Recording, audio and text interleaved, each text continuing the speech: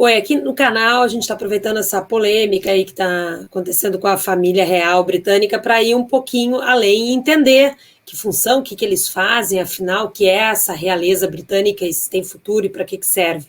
Por isso, eu estou fazendo uma série de entrevistas aqui, então acompanhe o canal, assina, se inscreve aqui e compartilha esse vídeo que você vai ficar bem informado sobre outros assuntos também do Reino Unido e de Londres. Quem vai conversar comigo agora é o Bruno Biasetto, que é historiador, doutor em História pela Georgetown University, e é ele que vai começar me respondendo. Tudo bom, Bruno? Tudo bem, O que, afinal, faz a família real britânica hoje em dia? Qual é a função? Bom, Fernanda, primeiramente, queria te agradecer mais uma vez pelo convite, um prazer estar aqui contigo. E, essencialmente, o que a família real faz hoje em dia, ela é a garantidora, não é, do sistema político britânico, né? Se a gente for lembrar um pouco aquelas aulas que a gente tinha no ensino médio, né, no Brasil, no tempo do Brasil Império, tinha a figura do poder moderador, né? Então, é basicamente isso que a família real, ou que a Rainha Elizabeth especificamente faz hoje. Ela dá a estabilidade, não é, para que o sistema parlamentar britânico consiga agir com toda a tranquilidade, não é, que ele tem. Porque, no caso, a rainha é quem recebe os dignatários, ou é quem recebe todas as delegações estrangeiras, é quem faz os jantares de Estado. É se o primeiro-ministro não vai com a cara muito de alguém, não vou com a cara do primeiro-ministro da Noruega.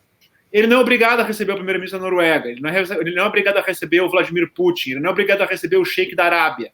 Agora, a Elizabeth é obrigada, por dever de Estado.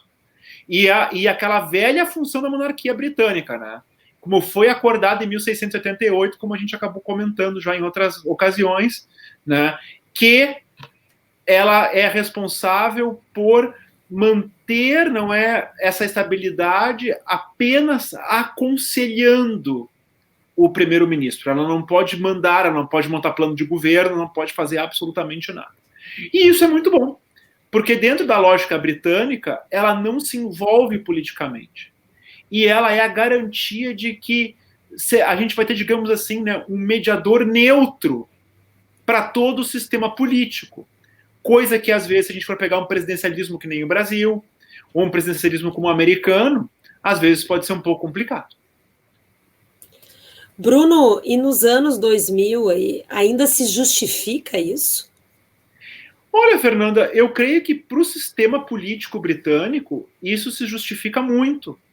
Porque, por exemplo, a gente não conhece, por exemplo, quem é o presidente da Alemanha, quem é o presidente de Israel. A gente não sabe, a gente sabe quem é o primeiro-ministro, que é quem realmente manda. E nesses países o presidente faz essa função mais de estabilidade, mais cerimonial. Mas o presidente em Israel, na Alemanha, faz uma função cerimonial e de estabilidade muito fraca. Fraca demais até. Enquanto que na Inglaterra, a rainha e a monarquia são os fiadores do sistema. É uma lógica que para nós é um pouco difícil de entender, porque as coisas seguirão bem porque eles sempre estiveram lá. Uma das grandes coisas, né, Fernanda, que eu já vi em várias palestras aqui, tanto nos Estados Unidos, como no Canadá, como na Inglaterra, que eles frequentemente se perguntam, quando eles olham para o populismo na América Latina, populismo na Europa Oriental, populismo até nos Estados Unidos, eles se perguntam, nossa, como é que a gente nunca teve uma ditadura? Até hoje, depois de tantos anos, uma ditadura militar, uma ditadura de um civil, sei lá. E uma das respostas que eles têm é: a nossa monarquia é um berço de estabilidade tão grande que não permite que esse tipo de coisa aconteça. Estabilidade em que sentido? Na hora que as coisas ficam muito difíceis, como estão agora, o monarca, ser uma pessoa capaz, é uma figura que acalma, e é uma figura que acalma não somente o país, mas que acalma e lidera de maneira discreta o processo político.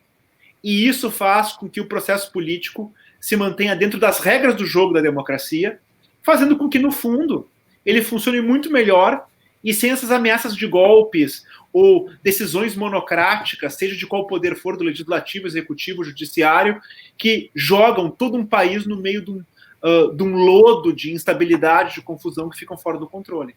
Então, no sistema britânico, sim, há lugar, e eu não vejo substituto para isso a curto prazo.